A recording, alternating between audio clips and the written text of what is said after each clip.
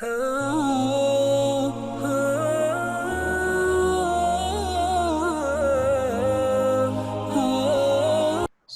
जो रिसर्च में है वो कमांड है क्वालिटेटिव रिसर्च पर ज़्यादा, इसलिए मैंने सोचा कि मैं इसके ऊपर आप लोगों को जो है वो एक लेक्चर प्रोवाइड करूं। तो सबसे इम्पोर्टेंट चीज़ ये है कि हम मोस्टली जब करते हैं ना रिसर्च, तो मोस्टली रिसर्च की जाती है इसके ऊपर क्वांटिटेटिव रिसर्च को ज़्यादा फोकस किया जाता है, और क्वालिटेटिव रिसर्च के का एक्सपीरियंस या क्वालिटेटिव रिसर्च की इम्पोर्टेंस इतनी नहीं बताई जाती है, और स्टूडेंट्स के पास ज़्यादा इसका एक्सपीरियंस भी नहीं होता। तो सबसे पहले जो है हम बात करेंगे about qualitative research. Qualitative research basically है क्या? Qualitative research is a type of social science. अगर आप क्वांटिटेटिव और मैं आपको आगे जब बताऊंगी ना तो आपको डिफरेंस के साथ बताऊंगी क्वालिटेटिव वर्सेस क्वांटिटेटिव रिसर्च, दोनों का क्या डिफरेंस है।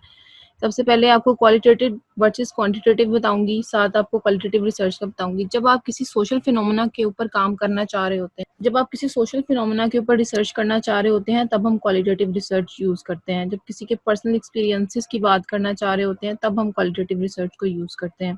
फॉर एग्जाम्पल, आप जो एग्जाम्पल इसमें मैंने कोट की है, हमारे जब हम आगे आपको मैं इंटरप्रेटिव फेमिनोलॉजिकल एनालिसिस सिखाऊंगी, तो उसमें मैंने कोट की है एग्जाम्पल एक इंटरव्यूज की फैमिली से ही। जो पेशेंट होते हैं शिजोफ्रेनिया के, उनकी फैमिली किस तरह के एक्सपीरियंसेस से गुजरती है, उसकी इंटरव्यूज की मैंने एग्जांपल जो है वो ऐड की हुई है। मेरा आप सबसे क्वेश्चन है कि why do we do research? हम रिसर्च क्यों करते हैं? आप लोग चैट बॉक्स में मुझे बताएं कि हम रिसर्च क्यों करते हैं। हम जो मैम अपने रिसर्च क्वेश्चंस है ना, उनको सॉल्व करने के लिए हम रिसर्च करते हैं ताकि उनका जवाब दिया जा सके। वेरी गुड पॉइंट, कि हम किसी चीज के बारे में जानने के लिए, अपने क्वेश्चंस के बारे में जानने के लिए हम रिसर्च करते हैं। सो जर्नल टाइप्स जो है वो रिसर्च की दो हैं, क्वालिटेटिव और क्वांटिटेटिव। रिसर्च का मतलब क्या है? हमारे डॉक्टर ज़हूर सरवर मेरे एक टीचर थे, उन्होंने बड़ा अच्छा इसको एक्सप्लेन किया था कि रिसर्च का मतलब है दुनिया में ऐसा कोई टॉपिक नहीं है जो कि पहले सर्च ना हुआ हो। रिसर्च का मतलब है कि आप दोबारा से किसी टॉपिक को सर्च कर रहे हैं, और किसी भी टॉपिक को, जो मैं आपको एक टिप यहाँ पे देने लगी हूँ कि आप लोगों के साथ क्या होता है मोस्टली, कि आपको समझ नहीं आती कि आप किस टॉपिक पे रिसर्च करें। तो उसका सबसे आसान तरीका ये है कि आपका एरिया ऑफ इंटरेस्ट क्या है। फॉर एग्जांपल, आपका एरिया ऑफ इंटरेस्ट है कॉग्निटिव बिहेवियर थेरेपी। आप जाएं, गूगल स्कॉलर पर जाएं, गूगल पे गूगल स्कॉलर लिखें और गूगल स्कॉलर पे आप सर्च करें कि सीबीटी के ऊपर पिछले 5 साल में क्या रिसर्च हुई हुई है। सिंपल ये ना देखें कि आप देखें पाकिस्तान में क्या रिसर्च हुई है, वेस्टर्न कंट्री में क्या रिसर्च हुई हुई है। तो आप जाएं और गूगल स्कॉलर पे जब आप देखेंगे, आप देखें पिछले 5 साल में क्या रिसर्च हुई हुई है, उस रिसर्च की लिमिटेशंस और सजेशंस को पढ़ें। ठीक है, जैसे आप उसकी लिमिटेशन और सजेशंस को पढ़ेंगे ना, तो आपको पता चल जाएगा कि भाई क्या गैप आ रहा है, और उसी चीज के ऊपर आप जो है वो रिसर्च कर सकते हैं।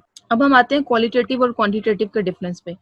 मैं इसको जल्दी इसलिए थोड़ा निकालूंगी क्योंकि हमारा इंटरप्रेटिव फेमिनोलॉजिकल एनालिसिस को सीखने में जो है ना वो थोड़ा सा टाइम ज्यादा लगेगा। सबसे पहली चीज, क्वालिटेटिव और क्वांटिटेटिव दोनों में फर्क है। क्वांटिटेटिव क्या है? Basically quantitative is about numbers and qualitative is about words. आप क्वांटिटेटिव में क्या करते हैं? आप वर्ड्स, आप जो है वो नंबर से को मैनेज करते हैं, और क्वालिटेटिव में आप वर्ड्स को मैनेज करते हैं। अब क्वालिटेटिव अगर डिफरेंस पे आ जाते हैं, आप क्वांटिटेटिव में स्पेसिफिक सवाल पूछते हैं, ठीक है, और क्वालिटेटिव में आप जनरल सवाल पूछते हैं। क्वांटिटेटिव में आप लार्ज नंबर ऑफ पॉपुलेशन से डाटा लेते हैं। फॉर एग्जांपल, आप इसके अंदर आप ये कह सकते हैं अभी कि आपके 200, आप क्या करते हैं पॉपुलेशन का रिप्रेजेंटेटिव लेते हैं 200 का या 250 का, बाज लोग 400 तक के लोगों 400 तक लोगों का जो है ना वो डाटा लेते हैं। और क्वालिटेटिव में क्या होता है कि आप इवन एक केस स्टडी के ऊपर जो है ना वो आप अपनी मैम रिसर्च कर एक सकते क्वेश्चन है हैं। जी जी सर। कि डाटा लेना, जितने पार्टिसिपेंट्स हमें डाटा लेना है, वो स्पेसिफिक होंगे या वो हमारी मर्जी के होंगे? जितने सर पार्टिसिपेंट्स हमें डाटा कलेक्ट करना है ये वो डिपेंड हमारी करता है, मर्जी के होंगे? ये डिपेंड करता है कि आपका टॉपिक क्या है। ठीक है, अब सही आपका है। टॉपिक क्या है ये इस चीज के ऊपर डिपेंड करता है। फॉर एग्जांपल, तो आपका फिर मैम क्वांटिटेटिव, इसमें जो हमारा जी कैलकुलेटर है उसका फिर इस्तेमाल कहाँ पे आएगा? अच्छा वो अगर क्वांटिटेटिव ये चीज रिसर्च में है होता है। जो ये जो आप बात कर रहे अच्छा हैं अच्छा। ना, क्वांटिटेटिव है हमारा जो रिसर्च टॉपिक है, वो क्वालिटेटिव की इंपॉर्टेंस पे है कि हम ठीक। क्वालिटेटिव रिसर्च क्यों करना चाह रहे हैं। ठीक है, और जो आपका सवाल है ना कि हमें हम किस तरह के पार्टिसिपेंट से डेटा लेंगे या किससे डेटा लेंगे, तो आपके सैंपल पे डिपेंड करता है। फॉर एग्जांपल मैंने शुरू में एग्जांपल दी है कि जी शिजोफ्रेनिया की जो पेशेंट है उनकी फैमिलीज क्या फील करती हैं, ठीक है। तो शिजोफ्रेनिया पेशेंट्स की क्या फैमिलीज क्या फील करती हैं। अच्छा, आपको समझ आ गया अभी जो जिन्होंने सवाल पूछा था। आपके टॉपिक पे डिपेंड करता है कि आपने किन लोगों को इंटरव्यू करना है। जब आप क्वांटिटेटिव में जाते हैं तो आप एसपीएसएस को लेके उसके ऊपर नंबर्स के साथ डील करते हैं, लेकिन जब क्वालिटेटिव में आते हैं तो आप क्या करते हैं, आप एनालाइज करते हैं through verbatim of the participant. जो आप इंटरव्यू करते हैं आपके पास वर्बेटम आ जाता है पार्टिसिपेंट्स का, ठीक है। अच्छा, अगर हम क्वांटिटेटिव की तरफ आते हैं तो ऑब्जेक्टिव मैनर होता है, यानी कि आप इसमें क्या करते हैं, ऑब्जेक्टिव चीजें होती हैं आप, और जबकि आप क्वालिटेटिव की तरफ आएंगे तो सब्जेक्टिव होता है। जब आप क्वालिटेटिव, फॉर एग्जांपल क्वांटिटेटिव में आपने जो है वो टेस्ट दे दिया किसी को, ठीक है, आपने बीडीआई पकड़ा दिया, आप चेक करना चाह रहे हैं किसी में डिप्रेशन का लेवल, आपने उसको पैक डिप्रेशन इन्वेंटरी दे दी है, तो आप क्या है, नंबर्स की बेस पे आप उसका डिप्रेशन देख रहे हैं कि क्या है, भले ही आप रिसर्च में देख रहे हैं। जबकि आप क्वालिटेटिवली जब किसी को डील कर रहे हैं, क्वालिटेटिवली आप इंटरव्यू कर रहे हैं, दोबारा बता रही हूँ, क्वांटिटेटिव में आप क्या करते हैं, मैं इसको समराइज कर रही हूँ, जो पीछे मैथ्स थोड़ा क्रिएटिव हो गया था। आप क्या करते हैं, क्वांटिटेटिव में आप नंबर्स को डील करते हैं और स्टैटिस्टिक्स को डील करते हैं। क्वालिटेटिव में आप वर्बेटम जो आप इंटरव्यू करते हैं उसके ऊपर आ जाता है। जो इम्पोर्टेंट चीज ये है कि क्वांटिटेटिव में ऑब्जेक्टिव है और क्वालिटेटिव में सब्जेक्टिव है। जब आप किसी को बीडीआई का टेस्ट दे देते हैं ना, तो उसमें आप उससे डायरेक्ट सवाल नहीं पूछ रहे होते, उसमें आपकी बायसनेस नहीं आएगी, आप नंबर्स की बेस पे उसको मेजर करेंगे भी क्या चीज आ रही है इसके अंदर। और जब अगर आप क्वालिटेटिव के अंदर अगर आप देखें ना क्वालिटेटिव में, तो उसमें क्या होगा कि आप उसको खुद इंटरव्यू कर रहे हैं या रिसर्चर खुद इंटरव्यू कर रहे हैं। हो सकता है रिसर्चर का जो अपना एक्सपीरियंस है वो इफेक्ट कर दे उसको, आपके इंटरव्यू को इफेक्ट कर दे। आप क्वांटिटेटिव में रिलेशनशिप्स ऑफ वेरिएबल्स, उसमें एक से ज्यादा, एक या दो या तीन वेरिएबल्स का आपस में रिलेशनशिप आप जो है वो स्टडी कर सकते हैं। मैम एक क्वेश्चन है जी जी, सब्जेक्टिव मैनर और ऑब्जेक्टिव मैनर के साथ थोड़ी सी एक्सप्लेनेशन करने का है। सब्जेक्टिव में मैंने यही बताया ना आपको, देखें मैंने जो बीडीआई की एग्जांपल दी है ना बैक डिप्रेशन इन्वेंटरी की, वो मैंने इसी पे दी है कि जैसे आप देते हैं ना किसी को बीडीआई टेस्ट दे देंगे, तो आप क्या करेंगे, आप नंबर्स की बेस पे देखेंगे कि इस बंदे का डिप्रेशन है या नहीं है। आपकी अपनी कोई उसके अंदर राय नहीं आएगी, वो क्या है, अनबाइज्ड है और ऑब्जेक्टिव है। जबकि आप क्वालिटेटिव में क्या करते हो, आप इंटरव्यू कर रहे होते हो पार्टिसिपेंट का, और उसके अंदर आपके पास बहुत सा डाटा आ रहा होता है उसके पास से, पार्टिसिपेंट की तरफ से। अब चूंकि रिसर्चर के पास वो डाटा आता है, तो रिसर्चर खुद इंटरव्यू कर रहा होता है, तो हो सकता है कि जब रिसर्चर जो है वो उस डाटा को एनालाइज कर रहा हो, तो उसके अपने एक्सपीरियंसेस भी उस पर इम्पैक्ट हो। यानी कि अगर उसके साथ भी कोई ऐसा एक्सपीरियंस हुआ है, तो वो थीम्स बनाते हुए उसकी अपनी सोच भी उसको इफेक्ट कर सकती है उसके रिजल्ट्स को। जबकि क्वांटिटेटिव में ऐसा नहीं है। क्वांटिटेटिव के भी नुकसान है, जैसे कि आपने उसको बीडीआई पकड़ा दिया, उसने क्या किया, बगैर पढ़े ऐसे टिक टिक टिक लगा दिया जैसे स्टूडेंट्स करते हैं, तो उसमें भी उसके भी नुकसान है। दोनों का जो है ना वो अलग अलग हिसाब किताब है। अब आप क्वांटिटेटिव में देखें तो क्वांटिटेटिव में आप रिलेशनशिप्स ऑफ वेरिएबल्स की तरफ जाते हैं। जैसे आप एक या दो चीजों का, जैसे anxiety impact on test achievement, आप इस तरह दो वेरिएबल्स का आपस में रिलेशनशिप जो है ना वो आप देख लेंगे, ठीक है। और डिटेल्ड एक्सप्लेनेशन ऑफ सेंट्रल। लेकिन क्वालिटेटिव में आप एक ही फिनोमेना के ऊपर स्टडी करते हैं, एक ही फिनोमेना को फोकस करके चलते हैं, इन डेप्थ वे में चलते हैं, आप ये कह सकते हैं। स्पेसिफिक एंड मेजरेबल है क्वांटिटेटिव, आप उसको मेजर कर सकते हैं, लेकिन जो आपका है डेटा क्वालिटेटिव में वो मेजरेबल नहीं होता, वो जर्नल होता है। इसमें आप एसपीएसएस यूज कर रहे हैं, इसमें आप थेमेटिक एनालिसिस करते हैं, यानी कि आप इसमें, मैंने शुरू में कहा, लफ्जों से खेलने वाला काम है, वर्ड्स से खेलने वाला काम है क्वालिटेटिव रिसर्च। क्वांटिटेटिव में आपके पास क्लोज एंडेड सवाल होते हैं। फॉर एग्जांपल आप इसमें यस नो का हो सकता है कि जी आप यस पे टिक करें या नो पे टिक कर दें, ठीक है। लेकिन क्वालिटेटिव में आपके पास सवाल ऐसा होगा कि भी आप ये कहेंगे कि भी आप सवाल ऐसा पूछेंगे कि आपको ज्यादा से ज्यादा वर्बेटम मिले। आपको आप कोशिश करते हैं अगले के एक्सपीरियंसेस जानने की कि भी वो इस सिचुएशन से गुजरा है तो वो क्या महसूस करता है, उसकी क्या फीलिंग्स हैं। क्वांटिटेटिव में आप हाइपोथेसिस ऑलरेडी डेवलप, किसी थ्योरी पे आप किसी कोई हाइपोथेसिस डेवलप करते हैं। जैसे ये हाइपोथेसिस है कि जी एंजाइटी से टेस्ट की परफॉर्मेंस जो है इफेक्ट होती है, ये हाइपोथेसिस है। आप इसके ऊपर क्या है, एंजाइटी का जो है वो टेस्ट अप्लाई करेंगे, दोनों वेरिएबल्स को एसपीएसएस में डालेंगे डाटा को, और आप एनालाइज कर लेंगे। लेकिन आप क्वालिटेटिव में क्या है, रियल लाइफ चीजों को आप लेके चलते हैं। एक चीज और कि क्वांटिटेटिव स्ट्रक्चर्ड है और क्वालिटेटिव अनस्ट्रक्चर्ड या सेमी स्ट्रक्चर्ड है। अब अनस्ट्रक्चर्ड सेमी स्ट्रक्चर्ड में भी फर्क है। अनस्ट्रक्चर्ड मीन्स के बस आपने टॉपिक पकड़ा है और आप उस पर बातचीत कर रहे हैं, जो हम फोकस ग्रुप टेक्निक में करते हैं। और सेमी स्ट्रक्चर ये है कि आपके पास एक गाइड होती है और आप उस गाइड को फॉलो करते हुए पार्टिसिपेंट से जो है वो सवाल पूछते हैं, ठीक है। सबसे इंपॉर्टेंट चीज सैम्पलिंग, इसके अंदर आप रैंडम सैम्पलिंग करते हैं क्वांटिटेटिव में, जैसे आपको रैंडमली कोई भी अवेलेबल है, ठीक है, तो आप उसको जो है वो ले सकते हैं अपने डेटा के लिए। लेकिन क्वालिटेटिव में आपको प्योरली पर्पसिव सैम्पलिंग करनी पड़ती है, यानी कि आपने अगर करना है, इंटरव्यू करना है शिज़ोफ्रेनिया के पेशेंट्स की फैमिलीज को, तो आप प्योरली उनको ही इंटरव्यू करोगे, आपको उन्हीं से डाटा मिलेगा। क्वांटिटेटिव रिजल्ट्स को आप ज्यादा जनरलाइज कर सकते हैं। जनरलाइजेबिलिटी का मतलब क्या है कि आप फॉर एग्जांपल आपने लाहौर से भी डाटा लिया है, आपने 10 लोगों का डाटा लाहौर से ले लिया, 10 का इस्लामाबाद से ले लिया, 10 का आपने फैसलाबाद से ले लिया, आपने हर जगह की, जिसे हम कोटा सैम्पलिंग कहते हैं, हर एरिया से आपने 10-10 लोगों का डाटा उठा लिया और उसके बाद जो रिजल्ट्स आए आपने उसको पूरी पॉपुलेशन पे जनरलाइज कर दिया है। तो क्वांटिटेटिव का फायदा ये है कि आपने जनरलाइजेबिलिटी ज्यादा होती है, लेकिन क्वालिटेटिव जो है वो लेस जनरलाइजेबल होता है, क्योंकि इसमें पार्टिसिपेंट 10-12 इससे ज्यादा नहीं होते, क्योंकि आपने लफ्जों को एनालाइज करना होता है। मैम जी जी मैम पूछना ये था कि जनरलाइजेशन तो हम रिजल्ट्स की बेस पे नहीं करते हैं कि हम अपने रिजल्ट्स को जनरलाइज करते हैं? बिल्कुल नहीं, कोई हाल नहीं यार, तुम लोग स्टडी में क्यों नहीं सीरियस लेते। जनरलाइजेबिलिटी बिल्कुल अपने रिजल्ट्स की बेस पे करते हैं, जो आपके रिजल्ट्स आते हैं उसकी बेस पे ही करते हैं। लेकिन मैंने आपको जो एग्जांपल दिया है वो मैंने आपको पॉपुलेशन के हिसाब से दी है, कि पॉपुलेशन, डिफरेंट पॉपुलेशन से अगर आप डेटा लेते हैं, आपके पास क्वांटिटेटिव में क्वेश्चनेयर होता है और इसमें जो है ना आप पार्टिसिपेंट ऑब्जर्वेशन कर सकते हैं, फोकस ग्रुप्स कर सकते हैं, ठीक है। और आपके पास डॉक्यूमेंट्स होते हैं, आपके पास पूरा इंटरव्यू होता है, आपके पास लॉन्ग डाटा होता है, इसके अंदर रिटर्न फॉर्म में डाटा होता है या रिकॉर्ड फॉर्म, आप रिकॉर्ड कर सकते हैं इंटरव्यू, बाद में उसको रिटर्न करके आप उसमें से थीम्स बना सकते हैं। सबसे इंपॉर्टेंट चीज जो मेजर डिफरेंस है क्वांटिटेटिव और क्वालिटेटिव में, वो ये है कि quantitative is about deductive reasoning, यानी आपके पास पहले से एक थ्योरी बनी होती है, आप उसके ऊपर जो है अपना हाइपोथेसिस बनाते हैं और उसको स्टडी करते हैं। और क्वालिटेटिव जो है वो इंडक्टिव रीजनिंग है, आप खुद से थ्योरी डेवलप करते हैं। फॉर एग्जांपल कोई ऐसी चीज है, आप एडिक्शन की एग्जांपल ले लें। हमारे सोसाइटी में जैसे एडिक्शन कितनी कॉमन है, अब यंगस्टर्स में बहुत कॉमन है, और आप जानना चाह रहे हैं कि भी एडिक्शन क्यों इतनी कॉमन हो रही है। अब इसके ऊपर आप क्या करेंगे, अगर आप क्वालिटेटिवली उन लोगों के एक्सपीरियंस पता करना चाह रहे हैं तो आप टीनेजर्स को इंटरव्यू करेंगे। तो आप क्या कर रहे हैं, आप खुद से कुछ डेवलप कर रहे हैं, खुद से कुछ नया जो है वो इंट्रोड्यूस करा रहे हैं रिसर्च सेक्टर में, तो वो डेवलप करते हैं आप थ्योरी। जब ये थ्योरी डेवलप होती है थ्रू क्वालिटेटिव, तब उसको लार्ज पॉपुलेशन पे स्टडी करने के लिए, डिडक्टिव रीजनिंग करने के लिए क्वांटिटेटिव मेथड जो है ना वो यूज किया जाता है।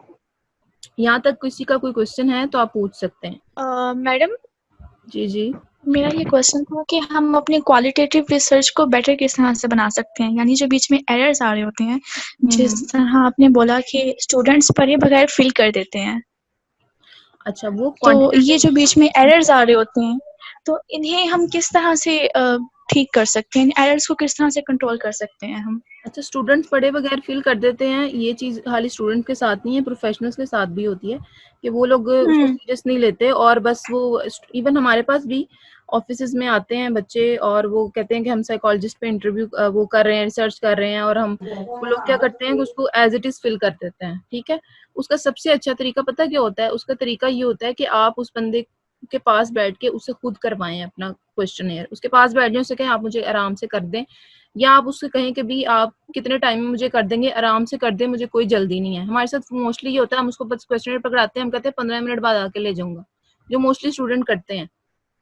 आप क्या करें कि आप उसके पास बैठ के, एक तो क्वांटिटेटिव में आप खुद करवाएं, अगले को भी इंटरेस्ट शो हो कि भी हाँ ये इंटरेस्टेड है अपनी रिसर्च के लिए और ये सीरियस है, तो अब आप क्वांटिटेटिव में इस चीज को इस तरह से कवर कर सकते हैं। दूसरी तरफ क्वालिटेटिव जो है, क्वालिटेटिव में ये चीज नहीं आ सकती, ठीक है।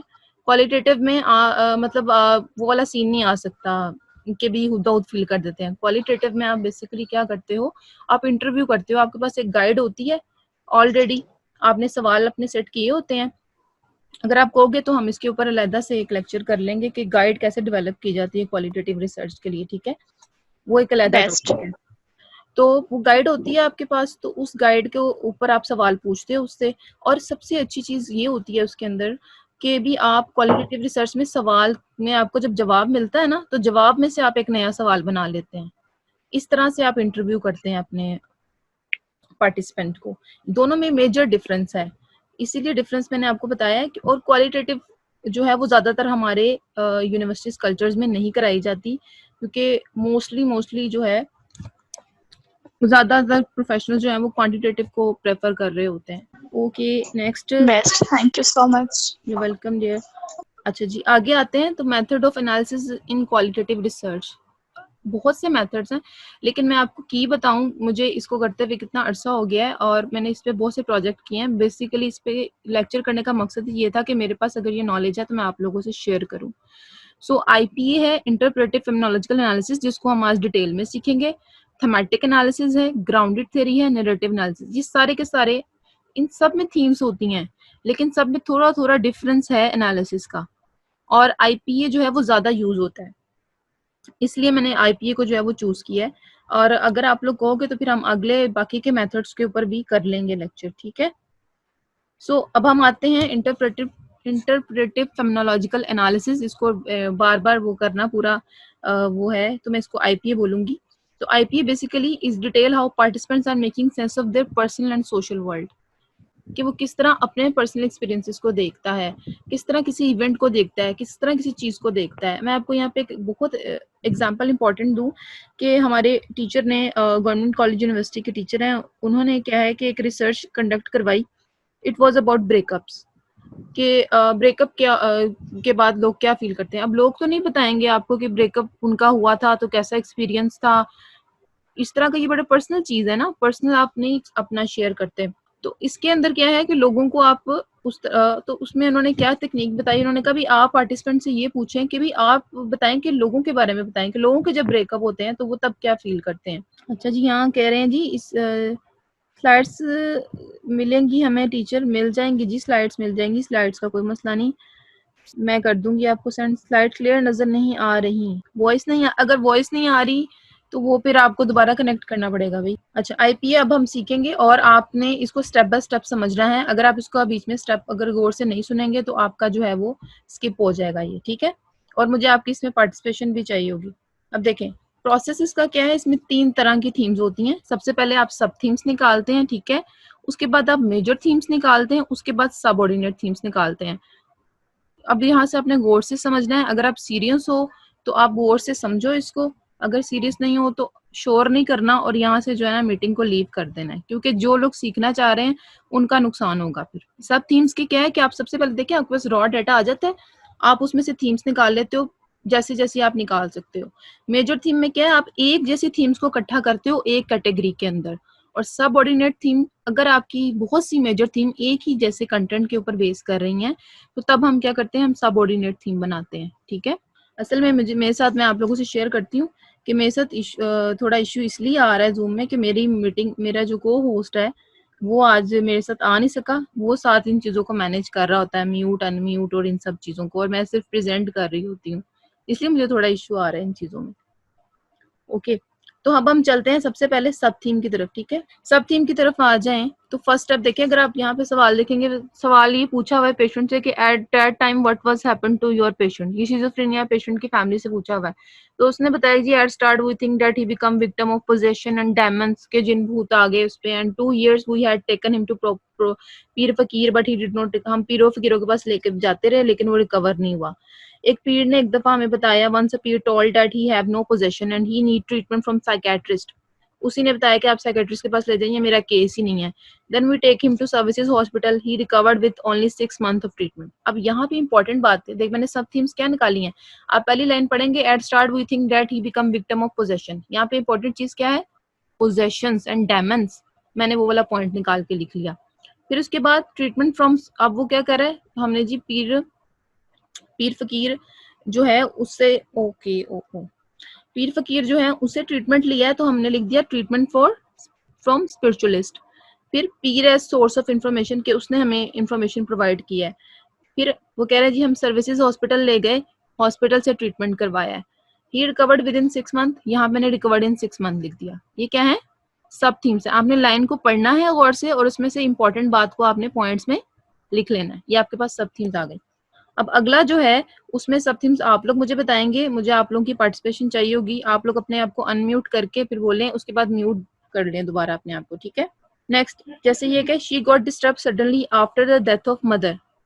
अब आप में से कोई, मैं किससे पूछूं, अरूज आप बताएं अगर मुझे कि यहाँ पर पहली जो लाइन है, आप अरूज अपने आप को अनम्यूट करें और बताएं जो पहली लाइन है इसमें से क्या थीम निकाल सकते हैं हम। मैम उसकी मदर की डेथ। Very good. एक चीज और है मैम डिस्टर्ब हुई है वो इस वजह से। मैम डिस्टर्बेंस हुई है उसकी मदर की डेथ की वजह से। सडन इलनेस और death of mother. Very good, बिल्कुल आपने सही बताया। अच्छा, मैंने यहाँ पे इसके बाद आगे देखें, अगली ये जो लाइन है, in start she was like in depression and later on I had seen her with self talk and fear from shadow on the wall। अब यहाँ पे इस लाइन में से क्या थीम निकल सकती है भला? अगर मैं कहूँ हिना को, हिना आप बताना चाहेंगी इस लाइन में से क्या थीम निकल सकती है? मैम बेसिकली ये एक साइन है शिज़ोफ्रेनिया की तरफ। तो हाँ बिल्कुल हम ये सही कह है, सकते, हाँ समझ गई हूँ। आपने सिम्टम्स को फोकस किया, बिल्कुल। तो इसकी हम थीम जी, क्या बनाएंगे भला?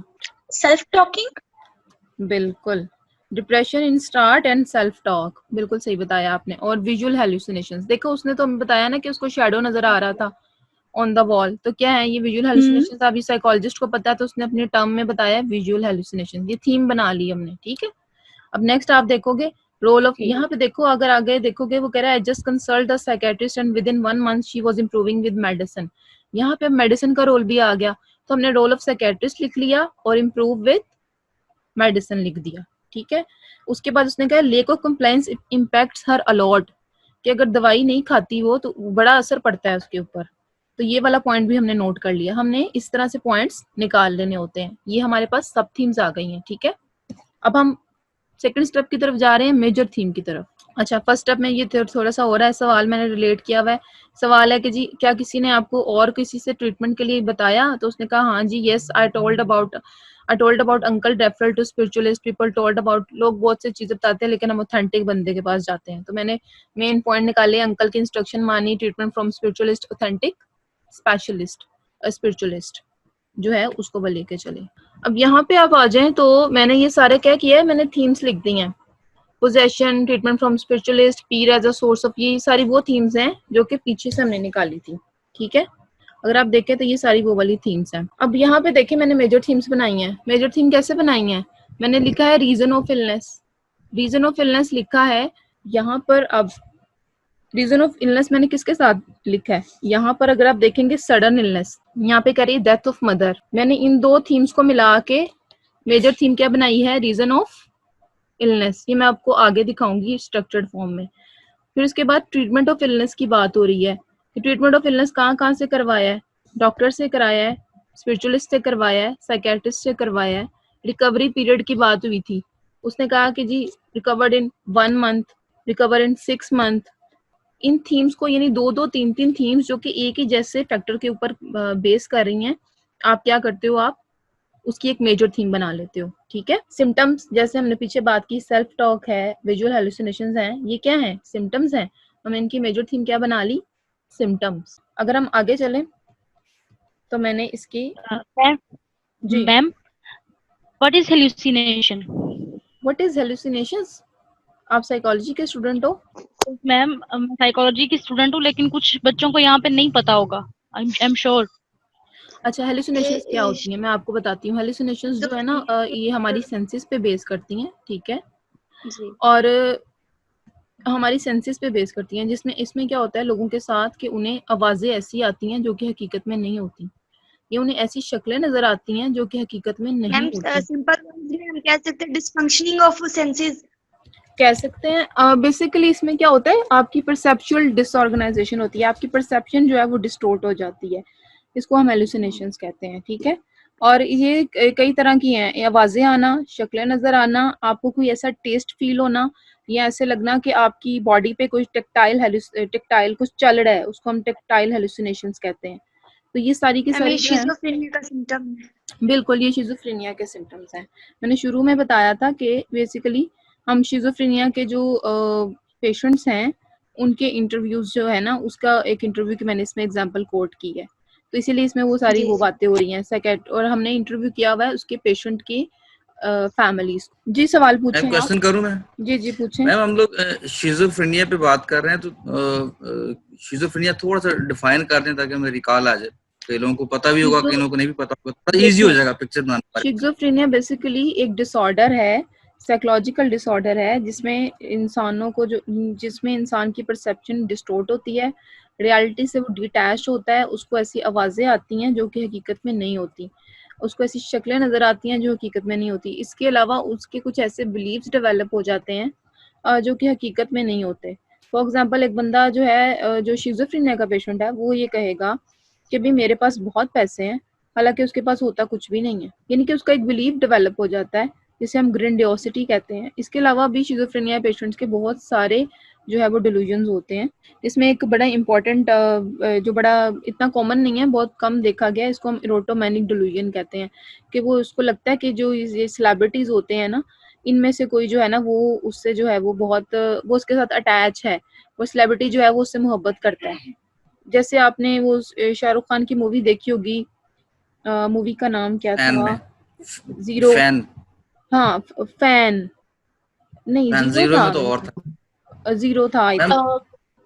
तो उसमें वो क्या जीरो करता में तो वो अनुष्का के पीछे लगा होता है, ये नहीं फैन में था अच्छा जो हाँ उसके हाँ पीछे लगा। फैन है बिल्कुल। उसमें क्या होता है कि यही चीज होती है, उसमें बेसिकली यही हो रहा होता है कि वो बंदा जो है वो उसको लगता है कि ये मेरे साथ बहुत ज्यादा अटैच है, ये शाहरुख खान, ये जो मेजर सेलिब्रिटी है, ये मेरे साथ बहुत ज्यादा इन्वॉल्व है, वो उसके साथ वो करते करते वो खुद भी उसको फॉलो कर रहा होता है। तो बेसिकली वो हम डिल्यूजन का उसमें तो शिकार है। जो मैंने देखी है उसमें तो ये जो होता है ना फेक वाला, ये उसके साथ अटैच होता है। मेन तो अटैच अगर किसी ने मूवी देखी हो अ ब्यूटीफुल माइंड, वो ट्रू स्टोरी पे बेस्ड है, उसमें उसको लग रहा होता है, उसने फॉल्स बिलीव बनाए होते हैं और उसको लग रहा होता है कि मेरे साथ कोई बंदा है, बातें कर रहा होता है, अपने मैथ के क्वेश्चन उसके साथ कर रहा होता है और उसको एक लाइफ का पार्टनर उसने बनाया होता है थ्रू आउट हिज लाइफ। सही। ब्यूटीफुल माइंड में मैम उसने ना एक उसको हेलुसिनेशंस होती हैं, डिल्यूजन्स भी होते हैं, उसने एक पार्टनर बनाया होता है थ्रू लाइफ। सही। और ये ट्रू स्टोरी है। उसमें मतलब उसने उसको हर काम उसको डिस्क्लोज कर रहा होता है, उसे सीक्रेट्स बता रहा होता है और ये अच्छा सारी चीजें उसे शेयर कर रहा ये बेसिकली मल्टीपल पर्सनालिटी डिसऑर्डर है कि है। आप ब्रॉड स्पेक्ट्रम है इसका। हाँ ये multiple personality. Ma'am I guess हम अपने टॉपिक से बिल्कुल साइड पे हो गए, हम शिज़ोफ्रेनिया डिस्कस कर रहे हैं, हमारा चले हम टॉपिक पे आते हैं, चलें जी टॉपिक पे आ गए। मैम मेरा क्वेश्चन है इसी चीज से रिलेटेड, शिज़ोफ्रेनिया से रिलेटेड। मैं जब छोटी थी ना, तो यानी मैं 9 साल की थी, मेरे बाद मेरी सिस्टर्स हुई थी, तो 9 साल तक मैं अकेली बहन थी। अच्छा। मेरी ये आदत थी कि मैं सेल्फ टॉकिंग करती थी, यानी 9 इयर्स तक। अच्छा मेरी बात सुनो, आप व्हाट्सएप ग्रुप में हो, आप मुझसे सेपरेट बात कर लो इस बारे में, ठीक है? ओके देन ठीक है।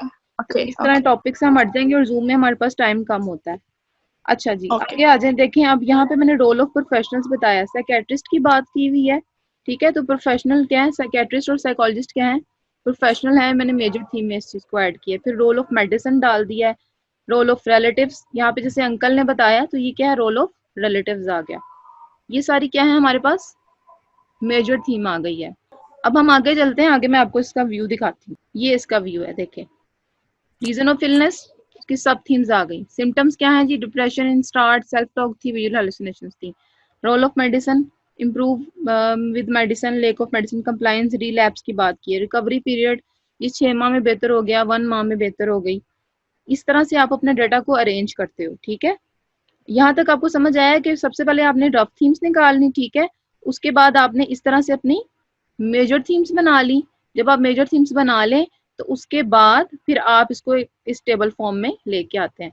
अब बात आती है सबऑर्डिनेट थीम की। सबऑर्डिनेट थीम के ऊपर जब हम आते हैं ना, तो सबऑर्डिनेट थीम का मतलब क्या है? मैंने आपको बताया था कि जब आपकी एक से ज्यादा मेजर थीम्स जो हैं वो आपको लगे, एक से ज्यादा थीम्स जो हैं वो आपको लगे कि भाई ये एक ही जैसी मेजर, एक ही जैसी बात हो रही है, तो तब हम सबऑर्डिनेट थीम बनाते हैं। ज्यादा जरूरी नहीं है कि सबऑर्डिनेट थीम बने ही बने, ज्यादा जरूरी नहीं होता, ठीक है? ये देखें, अब मैंने यहाँ पे सबऑर्डिनेट थीम बनाई है। अगर आप ट्रीटमेंट ऑफ इलनेस वाले पॉइंट के ऊपर आए। ट्रीटमेंट ऑफ इलनेस में मैंने जैसे इसको मैंने क्या किया है, इलनेस के ट्रीटमेंट की बात हो रही है ना, तो मैंने इसको क्या किया है, ट्रीटमेंट ऑफ इलनेस को सब ऑर्डिनेट थीम बना दिया है। उसके अंदर दो मेजर थीम है, मेडिकल और स्पिरिचुअल। और मेडिकल के अंदर कौन कौन सी है जी, मेडिकल में मेडिसिन होती है, इंजेक्शन है, इलेक्ट्रिक शॉक्स हैं, जो इस तरह जो कि यूज की जाती हैं मेडिकल में। और स्पिरिचुअल में क्या है जी, पीर फकीर मौलवी या दम दरूद, ये चीजें हमारे यहाँ पे बड़ी कॉमन है।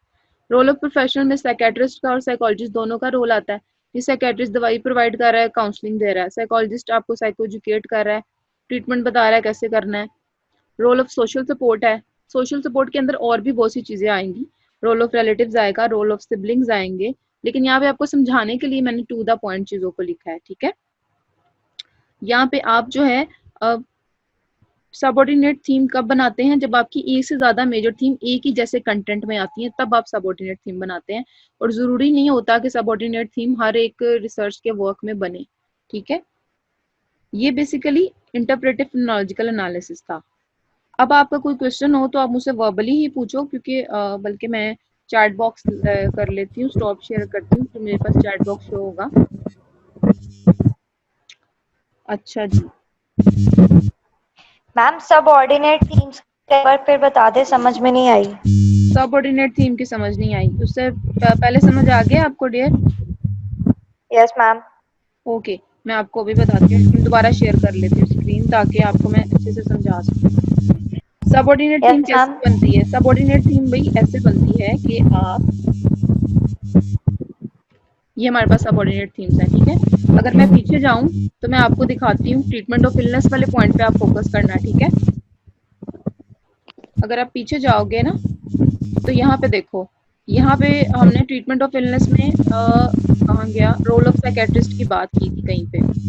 ये देखो, ट्रीटमेंट फॉर स्पिरिचुअलिस्ट, देख रहे हो ये क्या है? Yes ma'am. ये सब थीम है आपके पास, ठीक है, ये सब थीम है। ये ट्रीटमेंट की बात हो रही है। फिर हम आगे जाएंगे तो यहाँ पे करके कहीं साइकेट्रिस्ट की बात हो रही थी, हो रही है, ठीक है। Yes ma'am. ट्रीटमेंट कहाँ से आ रहा है? दो साइड से आ रहा है, साइकेट्रिस्ट से भी आ रहा है और स्पिरिचुअलिस्ट से भी आ रहा है। तो हमें पता चला जी, ये बात क्या हो रही है? ट्रीटमेंट की हो रही है। बात किसकी हो रही है?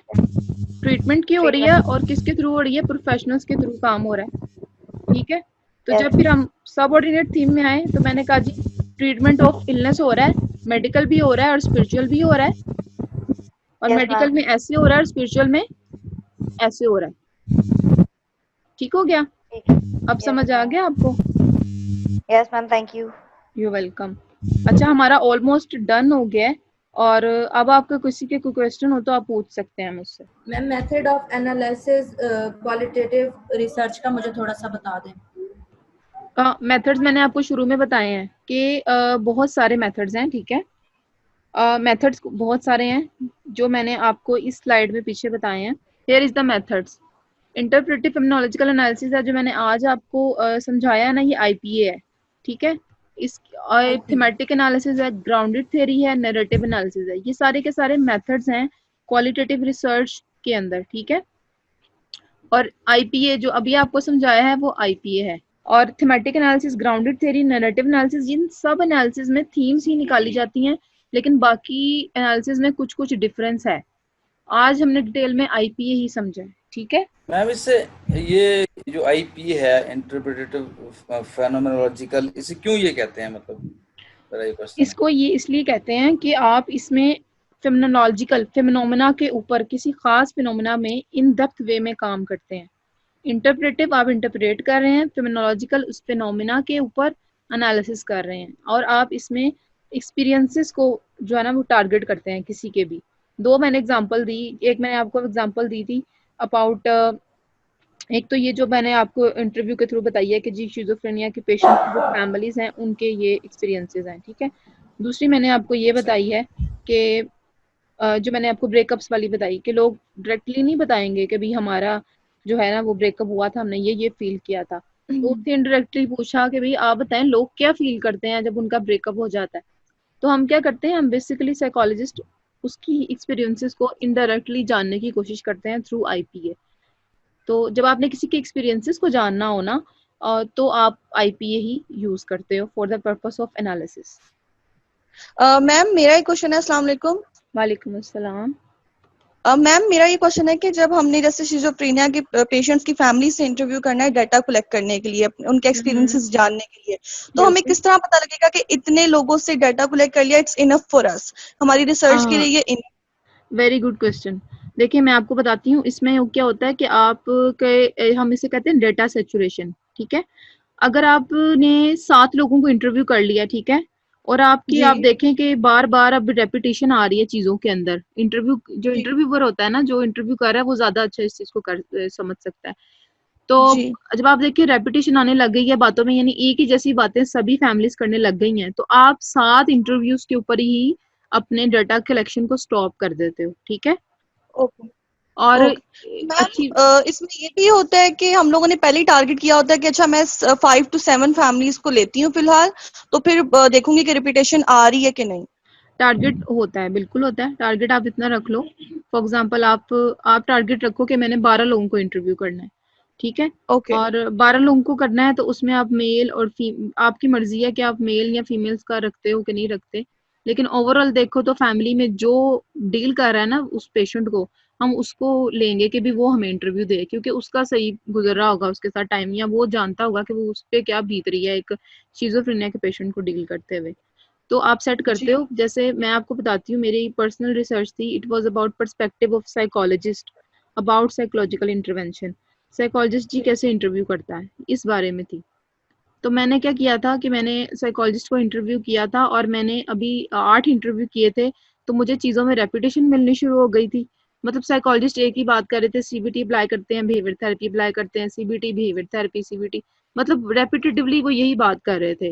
मोस्टली साइकोलॉजिस्ट मैंने लाहौर में इंटरव्यूज किए थे। तो उसका क्या हुआ कि मैंने फिर मेरे टीचर ने, डॉक्टर आसिर अजमल ने कहा कि भाई आप यहीं पे इसको स्टॉप कर दो और यहीं तक आपका डेटा इनफ है। ओके, ठीक है, thank you so much. Welcome. Ma'am मेरा एक क्वेश्चन है, अभी आपने टेस्ट का नाम लिया था Beck inventory test, Beck depression तो जी, तो क्या ये टेस्ट जो है हम लोगों को खुद स्ट्रक्चर्ड करना पड़ता है या ये स्ट्रक्चर्ड हुआ ही मिलता है?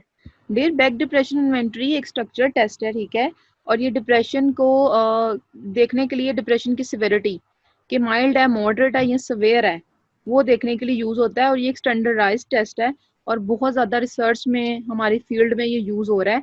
इसको स्ट्रक्चर करने की जरूरत ही नहीं है, क्योंकि आपके पास DSM-5 का क्राइटेरिया भी होता है, ठीक है, आप उसको पढ़ते हो ना क्राइटेरिया को, वो भी आपके ज़हन में होता है पेशेंट से बात करते हुए और क्लाइंट से बल्कि बात करते हुए। दूसरा, आप अगर देखना चाह रहे हो कि आपके क्लाइंट की क्या सिविरिटी है, माइल्ड है, मॉडरेट है, सवेयर है, तो आप BDA अप्लाई कर सकते हो, ठीक है। अच्छा, मैंने आपको पहले भी बताया है कि ये थीमेटिक एनालिसिस हो गया, ग्राउंडेड थ्योरी होगी, नैरेटिव एनालिसिस हो गया, ये सारे मेथड्स हैं। इनमें भी थीम इसी तरह से निकलेगी जैसे IPA से निकालते हैं, लेकिन इसमें डिफरेंस है। ग्राउंडेड थ्योरी में क्या होता है, आप पूरी थ्योरी डेवलप करते हैं। जैसे मैंने आपको बताया ना अपना रिसर्च वर्क, मैंने एक थ्योरी डेवलप की थी कि इंटरवेंशन करते कैसे हैं, इंटरवेंशन में कौन कौन सी थेरेपीज ऐसी हैं जो इफेक्टिव हैं। फॉर एग्जांपल डिप्रेशन के लिए कौन सी थेरेपी अच्छी है, एंजाइटी के लिए कौन सी अच्छी है, OCD के लिए कौन सी अच्छी है, एडिक्शन में क्या चीज़ें काम करती हैं। तो ये सारी की सारी इनको मिला के मैंने एक थ्योरी बनाई थी, और थ्योरी का जो अमेलगम था वो ये था कि जी हमारे एरिया में, in the Lahore area, CBT ज़्यादा यूज़ हो रही है सारे डिसऑर्डर्स के साथ, क्योंकि मोस्टली इजी है, इफेक्टिव थेरेपी है। और मतलब ये एक थ्योरी, इससे पहले जो है हमारे एरिया में इस तरह से काम मतलब साइकोलॉजिस्ट को इंटरव्यू नहीं किया गया, क्वालिटेटिवली इंटरव्यू नहीं किया गया कि भाई आप ये काम कैसे कर रहे हैं। तो मैंने अपनी थ्योरी बनाई थी पूरी, तो उसे मैंने फिर हम उसमें ग्राउंडेड थ्योरी अप्लाई की थी। और ग्राउंडेड थ्योरी का थोड़ा उसके ऊपर पूरा लेक्चर लगेगा अगर मैं आपको ग्राउंडेड थ्योरी एक्सप्लेन करूँ तो, ठीक है। तो हम फर्दर आगे इंशाल्लाह कर लेंगे ग्राउंडेड थ्योरी के ऊपर एक लेक्चर, अगर आप लोग कहोगे तो। Thank you ma'am. अगर CBT के बारे में आप थोड़ा सा ओवरव्यू बता दें, जस्ट डेफिनेशन क्या तक। अच्छा, CBT पूछ रहे हो? CBT कॉग्निटिव बिहेवियर थेरेपी है बेसिकली। अच्छा, एक चीज और कि अगर मीटिंग ये हो जाती है, वाइंड अप हो जाएगी, तो फिर दोबारा हम स्टार्ट नहीं करेंगे। CBT का मैं आपको जल्दी जल्दी बता देती हूँ कि कॉग्निटिव बिहेवियर थेरेपी, इसमें हम थॉट्स पे और बिहेवियर पे दोनों पे इकट्ठे काम करते हैं, ठीक है। कॉग्निटिव साइड पे हम कॉग्निटिव डिस्टॉर्शंस पे काम करते हैं, और बिहेवियर साइड पे हम बिहेवियर के ऊपर काम करते हैं। हम बिहेवियरल थेरेपी अप्लाई करते हैं, उसकी डेली एक्टिविटी शेड्यूलिंग, या वो काम कैसे करेगा, इसके ऊपर काम करते हैं। ठीक है मैम, पहले थोड़ी देर पहले किसी ने क्वेश्चन किया था कि हम लोग अपनी रिसर्च में किस तरह से एरर्स को कंट्रोल कर सकते हैं, तो आपने आंसर दिया था कि हम लोग जो है वो बेस्ट वे ये है कि हम लोग उनके पास बैठ के जो है अपने क्वेश्चन सॉल्व करवाएं, लेकिन ये बहुत ज्यादा टाइम टेकन हो जाता है, तो इसके अलावा कोई अगर सोल्यूशन होता है तो वो आप गाइड कर दे। एक सोल्यूशन मैं आपको बताती हूँ। मुझे याद है कि आजकल जैसे हो रहा है, आजकल क्या हो रहा है आप देखो अगर, तो आजकल क्या होता है भला, आजकल लोग गूगल फॉर्म के ऊपर अपना डेटा डालते हैं और लोगों को सेंड कर देते हैं ग्रुप्स में, और लोग क्या करते हैं उसको फिल कर देते हैं, और वो ज़्यादा टेक्नोलॉजी फ्रेंडली है तो लोग कर भी देते हैं फिल, लेकिन उसमें भी कोई गारंटी, देखिए आप गारंटी नहीं है अगले की, अगर आप पास भी बैठ के करा रहे हैं ना तो वो ठीक कर रहा है कि नहीं कर रहा उसको, या वो एवं बस उसको पढ़े बगैर कर रहा है कि नहीं, ये तो उसकी मेहरबानी होगी कि वो कर दे। मैं आपको बताऊं कि बाहर के मुल्कों में क्या होता है, बाहर के मुल्कों में ये होता है कि आप जो आपका पार्टिसिपेंट होता है ना, उसको रिसर्च में पार्टिसिपेट करने के जो है वो मिलते हैं, कोई इंसेंटिव मिलता है, पैसे मिलते हैं, कुछ डॉलर्स मिलते हैं। हमारे यहाँ पे हम फ्री में पकड़ देते हैं स्टूडेंट को, या पढ़ो जी मैनू करके दो है क्वेश्चन, तो वो क्या करता है, वो कहता है मगर लाओ, वो टिक टिक टिक टिक वो आपके हाथ पकड़ा देता है। तो ये आपके ठीक मैम, जब ये वो इस तरह से कर देते हैं तो हम लोगों को किस तरह से पता चलेगा कि हम लोगों ने अपना जो डाटा है, ट्रू डाटा है, जो प्योरली डाटा है, वो किस तरह से हम लोगों ने साइट पे करना है, क्योंकि इस तरह से हमारी रिसर्च पे बहुत ज्यादा इफेक्ट होता है। ये सारी कहानी एसपीएसएस की है, ठीक है। ये जब मैं बताती हूँ आपको, जब आप एसपीएसएस में डाटा एंटर करते हो ना, तो वहां पे आपको पता चल जाता है, ठीक है, वहां आपको पता चल जाता है कि ये डाटा जो है ना वो डिस्टॉर्टेड है। फॉर एग्जांपल एक टेस्ट है जिसके अंदर रिवर्स स्कोरिंग होती है, ठीक है, वहां पे एसपीएसएस आपको हाईलाइट कर देता है कि ये फलां क्वेश्चनर का जो डाटा है ना ये ठीक नहीं है, इसको आप निकाल दें, तो उतना डाटा आप डिलीट कर देते हो बीच में से।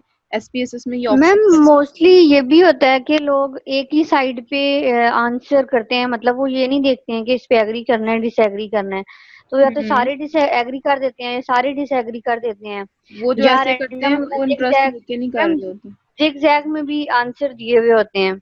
हाँ ऐसा होता है मगर एसपीएसएस में डालकर अब हम अपने डाटा को एनालाइज करेंगे, यानी आपने भी कहा कि वो बता देता है कि ये गलत है ये सही है, तो फिर मैम उसका लॉस तो हमें ही होगा, यानी हमें दोबारा से वो सारा डाटा कलेक्ट करना पड़ेगा, और कोई हमें क्यों ठीक आंसर देगा। कुछ लोग तो ऐसा भी करते हैं कि अगर 3 फ्रेंड्स इकट्ठे बैठे हुए हैं तो हमने उनको जाकर पकड़ा दिया है, तो वो आपस में डिस्कस करके लगा रहे होते हैं कि यार ये तो इस तरह ही होना चाहिए, इतना चलो इस पे ही लगा देते हैं। हाँ जी बिल्कुल ऐसा ही है, इसीलिए क्वालिटेटिव रिसर्च को, वैसे बेसिकली मेरी जो मेरा इंटरेस्ट है वो क्वालिटेटिव रिसर्च में ही है। तो बेसिकली आप क्वालिटेटिव रिसर्च का फायदा क्या होता है, आपने खुद ही पूछना है सारा कुछ और आपके पास डाटा भी आ जाता है, और अगर आपने इंटरव्यू खुद किया है ना तो आपके जहन में अगले की बातें भी रहती हैं, फिर एनालिसिस करते हुए आपको आसानी भी होती है कि आपके जहन में सारी चीजें एक साथ चल रही होती हैं, भले ही बायसनेस आती है, आ जाती है, बिल्कुल आती है बायसनेस, रिजल्ट्स को आप कंपाइल करते हैं। मैम एक और क्वेश्चन है कि जो क्वालिटेटिव रिसर्च होती है उसमें ओपन एंडेड क्वेश्चंस होते हैं, लेकिन जब हम अपना क्वेश्चन रेडी कर रहे होते हैं, स्ट्रक्चर कर रहे होते हैं, तो उसमें भी हम लोगों ने एक क्राइटेरिया रखा हुआ होता है कि इतनी लाइंस हमने इस क्वेश्चन के लिए छोड़ दी हैं। मैम जो क्वालिटेटिव रिसर्च है इसमें हमारे जो क्वेश्चंस होते हैं वो ओपन एंडेड मोस्टली क्वेश्चंस होते हैं। अच्छा, लेकिन मैंने बहुत से क्वेश्चन देखे हैं कि उसमें इन्होंने मैक्सिमम लाइंस छोड़ी हुई होती हैं कि इतनी लाइंस में आपने जो है वो अपना आंसर पूरा करना है। अच्छा मैं आपको सही बताऊं, ये ना मगरोल आने वाला हिसाब होता है, ठीक है। जो सही तरीका है ना क्वालिटेटिव रिसर्च का, वो ये होता है कि आप करें, खुद इंटरव्यू करें। अगर आप किसी के हाथ में पकड़ा देंगे इस तरह क्वालिटेटिव रिसर्च का डाटा ना, तो वो आपने मांगी उससे 6 लाइनें होंगी, लिखेगा वो 2 ही लाइनें, क्योंकि इसका तरीका मैंने शुरू में आपको बताया कि मैंने फॉर एग्जांपल मैंने पेशेंट से पूछा, मैंने कहा कि मैंने पूछा कि जी आपके पेशेंट जो है वो शुरू में उसके साथ क्या हुआ, उसने बताया जी उसको आवाजें आती थी, उसको ये होता था, उसको वो होता था, वो डिप्रेशन में था शुरू में, फिर हमने दवाई खिलाई तो फिर थोड़ा बेहतर हो गया। फिर मैंने क्या किया, मैंने दवाई वाला पॉइंट पकड़ लिया, मैंने कहा अच्छा दवाई से, फिर आपने कहा दवाई से बेहतर हो गया, बताएं जरा फिर दवाई का क्या किरदार है, थोड़ा मुझे आप मजीद बता सकते हैं दवाई के बारे में। अब वो बताएगा हाँ जी दवाई शुरू में थी, शुरू में ज्यादा थी, फिर कम हो गई, फिर बेहतर हुआ, और दवाई जब से खिला रहे हैं अब ये बेहतर है, ठीक है। आप इस तरह से इंटरव्यू करते हो क्वालिटेटिव रिसर्च में, और इसमें आपको डाटा मैक्सिमम मिलता है। और ये जो आप कह रहे हो ना ये वाला तरीका लिख के दे दो, ये गलत है तरीका, ऐसे नहीं करना चाहिए। ये क्वालिटेटिव रिसर्च और interview taking both are same, मतलब हम जिस तरह एक काउंसलिंग कर रहे होते हैं किसी क्लाइंट की और क्वालिटेटिव रिसर्च कर रहे होते हैं, ये सेम है, ये डिफरेंट है मैम? आप कह रहे हो कि क्वालिटेटिव रिसर्च और इंटरव्यू दोनों डिफरेंट? देखें, अच्छा कंफ्यूज मत करें इस चीज को। देखें, क्वालिटेटिव रिसर्च में भी डेटा कलेक्शन के डिफरेंट तरीके हैं, ठीक है। डेटा कलेक्शन जैसे आप क्वांटिटेटिव में आप देते हो ना, टेस्ट देते हो डेटा कलेक्शन के लिए, कोई क्वेश्चनर देते हो। क्वालिटेटिव में एक तरीका है फोकस ग्रुप। फोकस ग्रुप में क्या होता है, एक बंदा बैठ जाता है, ठीक है, वो सवाल रेज करता है और 10-15 लोग उसके गिर्द, या बल्कि 10-15 ज्यादा हैं, आप 7-8 लोग कर लें मैक्सिमम, जो रेंज है ना अच्छी बड़ी रेंज, यानी आप ग्रुप थेरेपी भी करते हैं तो 7-8 लोगों को आप लेते हैं, ठीक है। तो 7 से 8 लोगों को आपने रख लिया, ठीक है, और एक बंदे ने सवाल एक रेज किया और उसके जवाब पहला बंदा देता है, उसके नतीजे में कोई और बंदा बोलता है, यानी कि एक डिस्कशन सेशन शुरू हो जाता है फोकस ग्रुप में, ठीक है। फोकस ग्रुप में क्या है, फिर जो एक बंदा है वो रिकॉर्ड भी कर रहा होता है उसको, और एक बंदा वर्बेटम लिखता भी जाता है कि पार्टिसिपेंट नंबर 1 ने ये कहा, पार्टिसिपेंट नंबर 2 ने ये कहा, ठीक है। ये एक मेथड है डेटा कलेक्शन का। हमने एक रिसर्च की थी अपने कॉलेज में, इट वाज अबाउट कि घर में लड़कियों को क्यों इतनी तंगी होती है काम से। जी, लड़कियों ने मोस्टली कहा जी हम पढ़ें भी और घर के काम भी करें, हमसे एक चीज करवा लो, ठीक है। इसके ऊपर हमने रिसर्च की थी, उनके एक्सपीरियंसेस जानने की कोशिश की थी, आईपीए ही अप्लाई किया था। डिपेंड करता है कि आपका टॉपिक क्या डिमांड है। आप फोकस ग्रुप भी कर सकते हो, आप गाइड बना के उसके थ्रू इंटरव्यू कर सकते हो, ठीक है। और गाइड का तरीका ये होता है, जब आप गाइड बना लो ना तो उसको किसी प्रोफेशनल को दिखा दो। फॉर एग्जांपल आपकी रिसर्च है ना कोई, कि आप ये जो मजदूर होते हैं इन पर रिसर्च करना चाहते हो, आप इनसे पूछना चाहते हो यार क्या फील करते हो, तुम लोग के क्या मसाइल हैं, आप इनको इंटरव्यू करना चाह रहे हो, ठीक है। तो आप जब बना लो ना उसको, तो फिर आप किसी साइकोलॉजिस्ट से, किसी प्रोफेशनल से जिसका ज्यादा एक्सपीरियंस हो फील्ड में, उससे आप 3 से 4 लोगों को दिखाओ कि सर ये ठीक है मैडम, ठीक है जी। प्लीज अपने आप को म्यूट करें भाई। और ठीक है, एक मेथड इंटरव्यू है, एक फोकस ग्रुप है, एक पार्टिसिपेंट ऑब्जर्वेशन है। क्या पार्टिसिपेंट, यानी कि आप, एक रिसर्च मैडम ने करवाई थी कि आप लोगों ने जाना है अपने कॉलेज के ग्राउंड में जाना है, अपने वहां लोगों को ऑब्जर्व करना है कि लोग क्या करते हैं, खाना खा के वहीं पे फेंक देते हैं और किस तरह का उनका बिहेवियर होता है, या कुछ लोग अगर उठ के फेंकते हैं वो किस तरह का उनका बॉडी लैंग्वेज क्या होती है। तो इस तरह से इसको हम कहते हैं पार्टिसिपेंट ऑब्जर्वेशन। अगले को पता भी नहीं होता और आप उसको रिसर्च के पर्पस के लिए ऑब्जर्व कर रहे होते हो, ठीक है। तो मैम ये एथिकली इशू, वो एथिकली रॉन्ग नहीं हो जाता कि अगले को पता भी नहीं है हम उसका डाटा ले रहे हैं? हाँ देखिए, लेकिन अगर आप उनको बता देंगे ना तो फिर आपको वो डाटा ही नहीं मिलना जो आपको चाहिए। फॉर एग्जाम्पल मैं आपको बताऊं, फोरेंसिक साइकोलॉजी में, फोरेंसिक में ऐसा होता है कि लोग क्या करते हैं कि वो पूरी अपनी रिसर्च के लिए गैंगस्टर बन जाते हैं, मतलब वो गैंगस्टर्स के साथ जाके रहते हैं, उनके अंदर रहते हैं, उनकी तरह क्राइम वगैरह करना, उस चीज को एक्सपीरियंस करके रिसर्च करते हैं, इस लेवल तक लोग रिसर्च में जाते हैं। तो अगर वो बता दें गैंगस्टर को कि भाई मैं तो तुम लोगों में रिसर्च करने आया हूँ, तो गैंगस्टर साहब तो उनको वहीं पे जिंदा गाड़ देंगे कि भाई तुम हमारे राज लेने आए हो। तो मतलब ये पार्टिसिपेंट ऑब्जर्वेशन में बेसिकली ये होता है। अगर आप बता दो, हमारे यहाँ पे एक ये इशू भी है कि जब हम इंटरव्यू ले रहे होते हैं, तो जब हमारा पार्टिसिपेंट होता है वो अपनी मर्जी से ही इन्वॉल्व हुआ होता है हम लोगों को इंटरव्यू देने के लिए, लेकिन उस टाइम पे वो जानबूझ के हमें डाटा जो है वो सही नहीं दे रहा होता। क्योंकि मेरा एक्सपीरियंस है, जब मैं स्किज़ोफ्रेनिया का ही पेशेंट था, उसका ले रही थी, उससे डाटा कलेक्ट कर रही थी, तो वो मुझे अजीब अजीब सी बातें बता रहा था। अगर मैंने उससे पूछा आपके उसके जब डेप्थ जो उसकी स्टोरी ली मैंने केस हिस्ट्री के लिए, तो उससे पूछा गया कि आपका बचपन किस तरह का था, आप किस तरह के बच्चे थे, आप कैसे बिहेव करते थे, आपके दोस्तों के साथ रिलेशन कैसे थे, तो उसका हर बात पे यही जवाब था कि खुश था और मैं आपको बताती हूँ, वो शिजोफ्रेनिया का पेशेंट था, ठीक है। शिजोफ्रेनिया का पेशेंट था वो। शिजोफ्रेनिया के पेशेंट ऐसा करते हैं कि वो बड़े लिमिटेड जवाब देते हैं। वो कहेंगे, हर बात पे एक ही जवाब देंगे, मैं बहुत खुश था, मैं बहुत खुश था, बस ठीक है, यस, नो, हाँ ठीक है, ठीक कह रही हैं आप, इस तरह से जवाब देते हैं वो। और मोस्टली अगर आप किसी रिहैबिलिटेशन सेंटर में जाएंगे ना, तो आपको मरीज इंटरव्यू देने की तरफ आएगा ही नहीं, क्योंकि वो बेचारे इंटरव्यू दे दे के थक गए होते हैं। वो कहते हैं भाई माफ करो हमें, ठीक है। तो मेरे ख्याल में आपके साथ ये हुआ है। लेकिन आप, अगर एक चीज आपको बताती हूँ उसके लिए टिप क्या है, कि आप अगले के पास जाएं, ठीक है, उसको तरीके से बताएं कि भाई मेरी ये रिसर्च है, और जिसे हम जैसे पेशेंट से भी बात करते हैं ना, हम रेपो बिल्डिंग करते हैं ना, पहले हम उसके साथ थोड़ा अच्छे अच्छे से बात करते हैं। तो आप उसको अपना पर्पस ऑफ रिसर्च बताएं। एथिक्स भी यही है कि भाई मेरी ये रिसर्च है, अगर आप विलिंग हो तो आप मुझे ना डेटा प्रोवाइड कर दें। अगर वो विलिंग होगा तो वो आपको जरूर देगा डेटा, ठीक है। तो मैम हम लोगों को किस तरह से पता चलेगा कि हम लोगों ने अब इस बंदे से डाटा कलेक्ट तो कर लिया है, इस इर्द गिर्द की चीजें तो पकड़ ली हैं इससे, लेकिन फिर हम लोगों को किस तरह से पता चलेगा कि इस स्टेज पे आके हम लोगों ने इस पे टेस्ट जो है अप्लाई करना है? यार ये तो पहले से डेवलप है ना आपका, कि आपने क्या करना है। देखो, मैं जब ये रात को बना रही थी ना प्रेजेंटेशन, तो मेरे ज़हन में यही आ रहा था कि मुझे पहले रिसर्च के ऊपर एक प्रेजेंटेशन करनी चाहिए थी कि रिसर्च होती कैसे है। मेरे ज़हन में यही आ रहा था। ओके। आप पहले एक प्रॉब्लम स्टेटमेंट आपके ज़हन में आई जी। मैं आपको अपना बताती हूँ। मेरे ज़हन में था मैंने जी साइकोलॉजिस्ट को इंटरव्यू करना है। मैंने क्या किया, मैंने एक गाइड बना ली और फिर मैंने उसको अपने 4 से 5 टीचर्स को दिखाया, उन्होंने उस गाइड को फाइनल किया। फिर मैंने एक पायलट स्टडी की। पायलट स्टडी ये होता है कि आप करके देखते हो कि भाई इसका रिस्पॉन्स अच्छा आ रहा है कि नहीं आ रहा, लोग रिस्पॉन्ड कर रहे हैं कि नहीं कर रहे। तो मुझे साइकोलॉजिस्ट का अच्छा रिस्पॉन्स आया, फिर मैंने उसको कंटिन्यू किया। मैंने पायलट इंटरव्यू सर को दिखाए, सर ने कहा वेल डन, आप इसको कंटिन्यू करो। फिर मैंने इंटरव्यूज करने शुरू किए। 7 से 8 इंटरव्यूज में मेरा डाटा सैचुरेटेड होना शुरू हो गया, रेपिटेशन होनी शुरू हो गई। ठीक है, मेरे ज़हन में एक पूरा सीन था कि मैंने ये करना है, उसके लिए मैंने गाइड की तैयार की। अब क्वांटिटेटिव की तरफ जाओगे ना, तो आपके ज़हन में कुछ वेरिएबल होंगे। फॉर एग्जांपल, आप स्ट्रेस देखना चाह रहे हो अमंग द नॉर्मल पॉपुलेशन और अमंग द ड्रग एडिक्ट्स, ठीक है।